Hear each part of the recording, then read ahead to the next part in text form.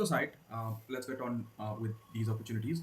Firstly, for Bitcoin, the situation is clear. If we start from the weekly candles, this is the mitigation that has happened of this the fair value gap that was there.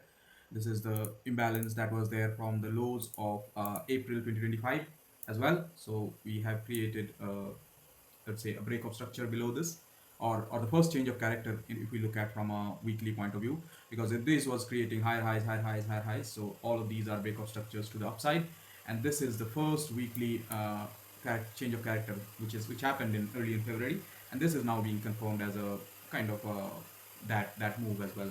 So yeah, downside still should remain on at the base case. If we look at it from a daily point of view now, the price has been compressing, and we can see that in a clear manner as well.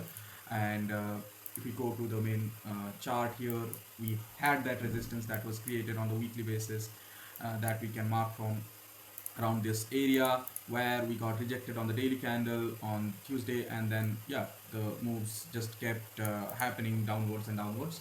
So that took us to the point of control of the whole area. So the point of control is 68.2 or something, 68.3. That's where we are. Generally, that's not a level that you should long or short from, because that's kind of a price magnet. But for targets, it generally does not hold good as a support, like the tops or the bottoms. So it's literally the midpoint of the range that we discussed that we don't want to trade. Now on daily, that's the 71.5, 72.5 that we are talking about makes the clearest sense. The 72.5 is this midpoint of this daily uh, imbalance of fair value gap that is there, and that's where I think, yeah, most of the liquidity, short liquidity, will be sitting and coming from. That's the long-term view. That's the higher time frame view. That's what we are trying to do in the sense of higher time frame buyers, higher time frame logics, etc., etc. And that's why we are trying to short there, not trade the chasing move of this long, short-term long. I would say possible upside move, which has been, like I said, in a wedge. If we look at it from this point of view, this is contracting. This is contracting even more.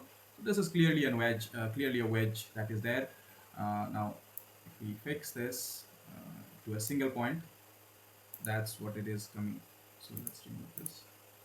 Let's fix it to a single point and connect them all. So yeah, that's where we are coming into. This is clearly somewhat of a wedge that has been created on the higher time frame charts, and we can see that wedge being there, rising wedge being there, that bearish flag being there. All of these things point to a more downside approaches, and obviously coming from weekly to daily, being that way, that should be our focus. And that obviously trend line long from here is very difficult for us to do. Like I mentioned, it could easily break that, and it's not really a good kind of trade to do overall, given the price action as it is. As you can see as well, this is bearish price action. That's where we're trying to short. That's what the idea is behind continuation of towards the downside. If we short here, we don't have a target. The target is barely half what is the SL or something like that. It's not potentially good reward, risk reward, and reward to risk and all that. So yeah, that's why the logic is like that. Now, with Bitcoin, us being trying to short and playing the short side more, things that are important to look at obviously are these factors. This, like I mentioned, the 71.5 cluster of liquidations happening there. If we look at the a bit slightly longer term of 2 weeks, rather than the shorter term, we'll see that the higher areas, even higher areas, are gathering the liquidity. 75 gathering a lot of liquidity, 72, 73 gathering some liquidity as well. If we go to the liquidation map, it's going to give us a more logical and more clear picture of where actually the liquidation leverages are. So you can see, we can see the start around 71.5, but it expands like quite a bit to much higher levels. So these are all shorts that are sitting there to be liquidated, as the imbalance between longs and shorts have grown quite a bit. 7.3 billion, 7.16 billion worth of liquidations for shorts, while long leverage liquidations is 1.79. That's almost as 4 times, 4x imbalance that has been created. And like we're seeing, if we are trying to short, there is not really much to go on here. So that's why the pullback is to the upside is needed for us to get lower, etc., etc. The target, the long upside from here, like I mentioned, if we want to do it, it's a very risky trade. It's a highly, I would say, uh, discretionary and kind of counter trend approach, which has no basis really from technicals or fundamentals, with Trump saying what is saying with respect to Iran, and yeah, all the things that he has been going on. There is not much logic for longs, but that's why the market will likely head towards for us to give us the shorts, given the market structures and market distributions that we are seeing at the moment.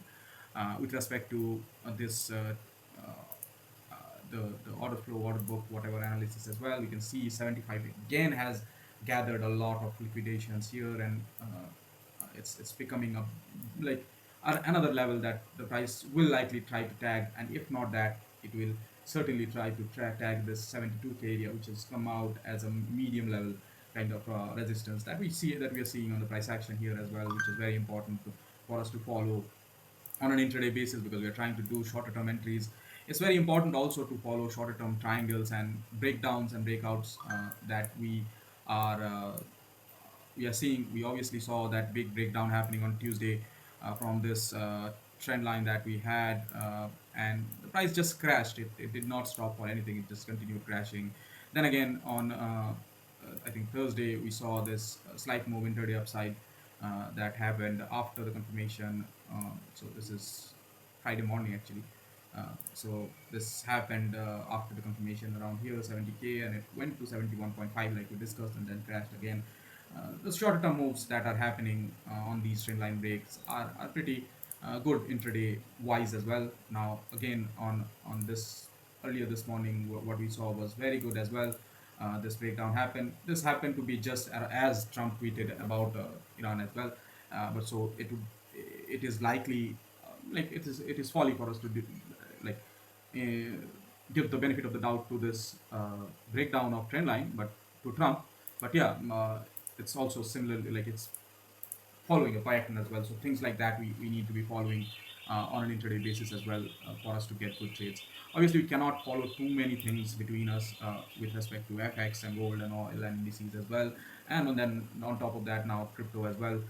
What we need is to find kind of good trades and trade them when we get them without too much confusion, without some conviction at least. And for that, I think we need to keep the watch list shorter and smaller, and like in a more organized way. So yeah, that's where this list comes in.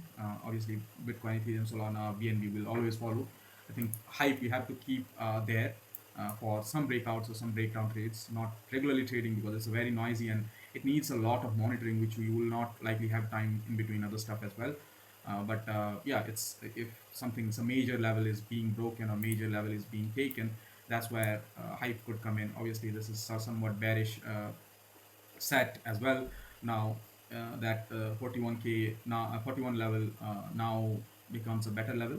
Before that, the before short that happened on 41 that you shared 41 point something uh, would have actually liquidated us, or actually gotten us close to a level that we could not have kept, but it did fall afterwards, and that bias they had was somewhat positive, somewhat logical as well. Obviously, like you mentioned, they might know something, but now it's testing these lows.